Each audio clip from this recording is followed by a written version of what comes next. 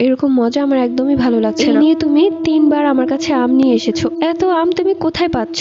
রেনু, তোর কি মাথা খারাপ হয়ে গেছে? 3বার আম নিয়ে এসেছি মানে? আমি তো মাত্রই আসলাম। আমি আর কোনো কথা শুনলাম না। তাকে ধাক্কা দিয়ে সরিয়ে আমি দৌড়ে এলাম আমার ভাবির ঘরে। এসে দেখি আমার যা শুয়ে শুয়ে টিভি দেখছে। তাহলে আম নিয়ে যে দাঁড়িয়েছিল সে কে ছিল?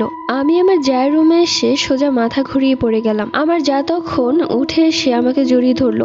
রেনু, মা দেখেন, রেনু অজ্ঞান হয়ে গেছে। আমার শাশুড়ি মা দৌড়ে এলো। কি হয়েছে বৌমার? সবাই মিলে আমার জ্ঞান ফেরানোর চেষ্টা করলো। যখন জ্ঞান ফিরলো তখন আমার শাশুড়ি মা আমাকে জিজ্ঞেস করলো কি হয়েছে। তারা অবশ্য ভাবছিল সুখবর, কিন্তু এত জলদি?